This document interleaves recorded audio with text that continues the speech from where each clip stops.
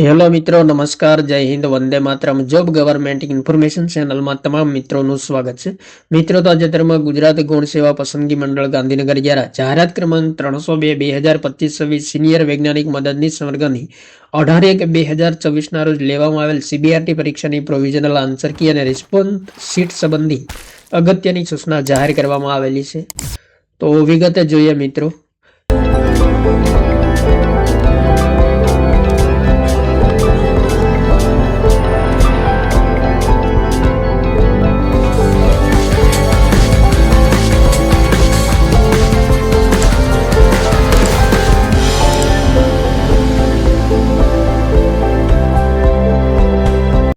મંડળ દ્વારા પ્રસિદ્ધ કરવામાં આવેલ નીચે દર્શાવેલ તાંત્રિક સંવર્ગની સીધી ભરતી યોજવામાં આવેલ સીબીઆરટી પરીક્ષાની પ્રોવિઝનલ આન્સર કી કમ રિસ્પોન્સ શીટ નીચે દર્શાવેલ લિંક ઉપર મૂકવામાં આવેલ છે. તો ઉમેદવારોએ આ લિંક ઉપર ક્લિક કરી પોતાનું પ્રશ્નપત્ર, ઉમેદવારો દ્વારા આપવામાં આવેલ જવાબ અને તે અંગે પ્રોવિઝનલ આન્સર કી જોઈ શકશે. તો અહીં મિત્રો લિંક આપેલી છે.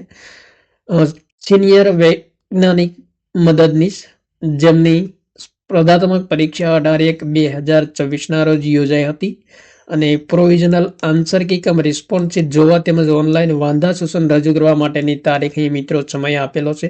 તો 20/1/2026 થી 26/1/2024 દરમિયાન ઉમેદવાર પોતાની પ્રોવિઝનલ આન્સર કી તેમજ રિસ્પોન્સ શીટ ડાઉનલોડ કરી શકશે. ઉમેદવારોને પ્રોવિઝનલ આન્સર કી સામે કોઈ વાંધા સૂચન હોય તો ઉમેદવારે તે અંગે જરૂરી આધાર પુરાવા સાથે ઓનલાઈન રજૂઆત કરવાની રહેશે.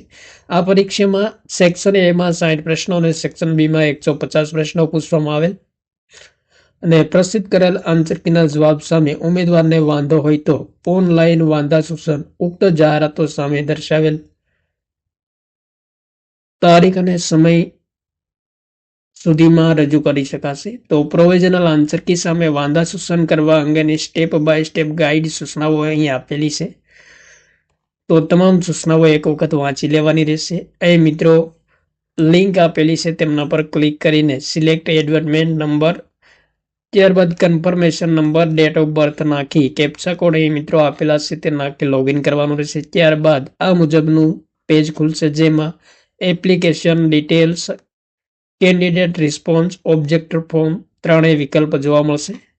ત્યારબાદ મિત્રો કેન્ડિડેટ રિસ્પોન્સ પર ક્લિક કરવાનું છે અને અહીં ક્લિક કરેલું છે ત્યાં ક્લિક કરતાની સાથે જ આન્સર કી જોઈ શકાશે તેમજ તેમની પ્રિન્ટ પણ લઈ શકાશે.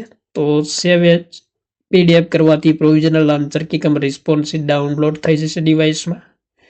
ત્યારબાદ વાંધા સૂચન રજૂ કરવા માંગતા હોય તો અહીં ઓબ્જેક્શન ફોર્મ પર ક્લિક કરવાનું છે અને આપેલ તમામ સૂચનાઓ વાંચી લેવાની છે. ત્યારબાદ વાંધા સૂચન રજૂ કરવા માટે અહીં આપેલી તમામ માહિતી ભરવાની રહેશે. Confirmation number, roll number, application number, subject name, test date, shift, question ID, language અને ટાઈપ ઓફ ઓબ્જેક્શન. ત્યારબાદ અહીં મિત્રો યસ પર ક્લિક કરવાનું છે અને ક્લિક હરતો અપલોડ પર અપલોડ કરવાનું રહેશે અને સબમિટ કરવાનું રહેશે. તો મહત્વપૂર્ણ સૂચના આપેલી છે. જો કોઈ ઉમેદવાર ક્વેશ્ચન આઈડીમાં એક કરતાં વધુ જવાબ સાચા છે તેવી રજૂઆત કરવી હોય તો ટાઈપ ઓફ ઓબ્જેક્શનમાં જઈ તે વિકલ્પ પસંદ કરી રજૂઆત કરી શકશે. તો અહીં મિત્રો તમામ સૂચનાઓ આપેલી છે. સૂચના મુજબ વાંધા સૂચન રજૂ કરી શકાશે. તો 20/1/2026 રોજ જાહેર કરવામાં આવેલી અગત્યની સૂચના છે.